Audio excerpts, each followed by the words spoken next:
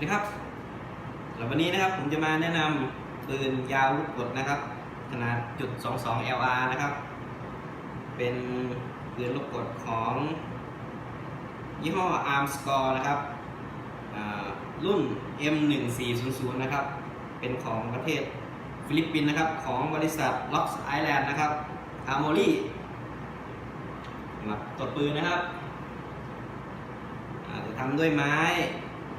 ลำกล้องยาวขนาด22 นิ้วนะครับการทำงานเป็นระบบโบว์แอคชั่นนะครับหรือระบบลูกเลื่อนนะครับผมยิงได้ครั้งละ1 นัดนะครับสำหรับปืนรุ่นนี้นะครับจะเป็นตัวรุ่นที่2นะครับรุ่นเจน2นะครับหรือเจน2นะครับจะแตกต่างจากรุ่นเจน1คือของรุ่นเจน1นะครับตัวปืนจะเป็นสีน้ำตาลเข้มนะครับแล้วก็ตรงตัวด้ามจับตรงนี้นะครับจะไม่มีซอกล่องนะครับไม่มีซอกล่องมาให้เหมือนตัวรุ่นที่2นะครับถือว่าเวลาเรายิงเนี่ยนะครับการจับจะถนัดมากขึ้นกว่าเดิมนะครับสำหรับปืนรุ่นนี้ยี่ห้อนี้นะครับเป็นของโครงการสวัสดิการสนอสนะครับสำหรับใครที่สนใจนะครับสามารถจับหาได้นะครับถือว่าคุ้มค่าคุ้มราคาครับถือว่าโอเคเลยทีเดียวนะครับผมสำหรับปืนรุ่นนี้ยี่ห้อนี้เดี๋ยวเรามาดูตัวปืนนะครับความสวยนะครับ อาจจะไม่เท่ากับปืนตลาดอย่างยี่ห้อ CZ หรือว่า Luger นะครับแต่สำหรับผมถือว่าโอเคเลยทีเดียวครับมาดูฝั่งนี้นะครับนี่นะครับผมฝั่งนี้นะครับถือว่าโอเคนะครับสำหรับบางคนชอบพูดว่าปืนของบริษัทนี้รุ่นนี้มันเป็นงานไม่สวยไม่งานหยาบนะครับพูดง่ายๆแต่สำหรับผมหลังจากที่รับมา4 เดือนนะครับถือว่าโอเคนะครับไม่ได้น่าเกลียดขนาดนั้นสำหรับใครสนใจนะครับสำหรับคนที่อยากได้ปืนยาว.22สักกระบอกปืนนี้ก็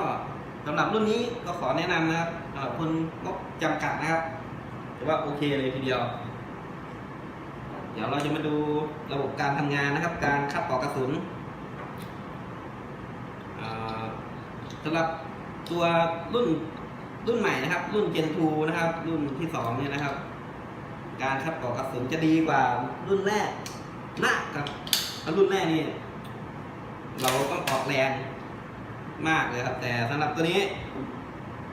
แทบไม่ต้องใช้น้ำหนักเลยครับเนี่ยครับแค่นี้ก็ออกเลยครับใช้แค่นิ้วก้อยนะครับนี่ครับแค่นี้ก็ออกแล้วครับผมถือว่าทำมาดีพอสมควรนะครับดีกว่ารุ่นแรกสำหรับแมกกาซีนนะครับจะเป็นแมกกาซีนแถวตรงบรรจุ10 นัดนะครับอันนี้1 กระบอกมีแค่1 แมกกาซีนนะครับอันนี้ข้อเสียของอาร์มสกอร์ก็ถือว่าโอเคครับการใช้งานความแม่นยำเทียบเท่าครับผมว่าสูสีกับ CZ ได้ครับความแม่นยำถือว่าโอเคครับ25 เมตร50 เมตรนี่ไม่ต่างกันมากครับสำหรับปืนรุ่นนี้ยี่ห้อนี้สำหรับอุปกรณ์แต่งนะครับที่สามารถใส่ในปืนรุ่นนี้ได้ก็จะมีกล้องสโคปนะครับจะมีรางติดกล้องสโคปมาให้นะครับตัวนี้แล้วก็ส่วนขาซ้ายนี่เราต้องซื้อนะครับหาซื้อตัวหูกระวินนะครับ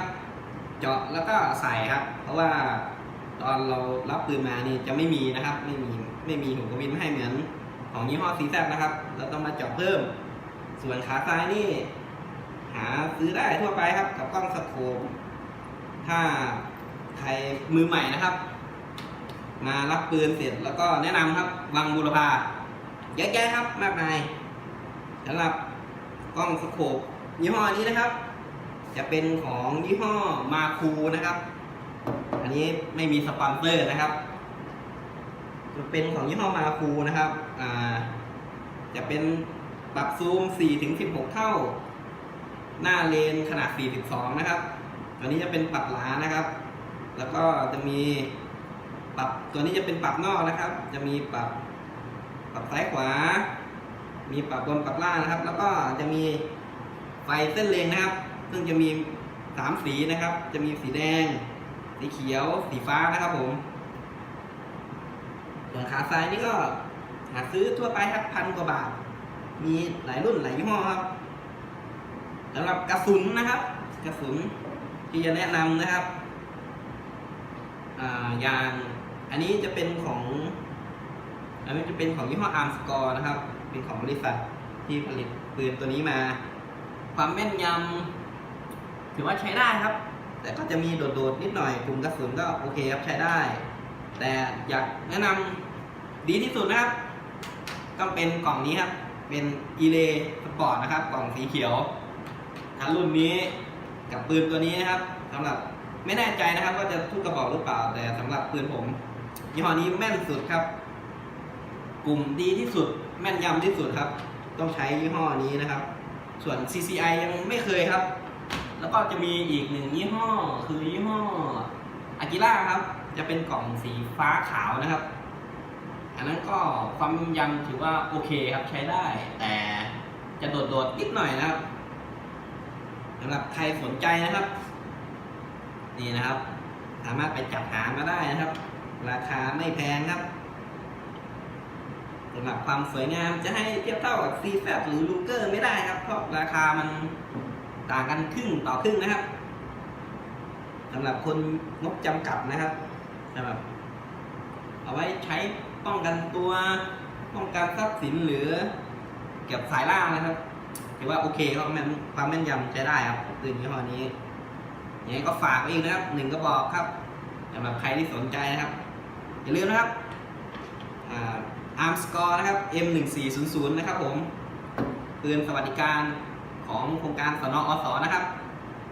ฝากอีก1 กระบอกครับผมขอบคุณครับ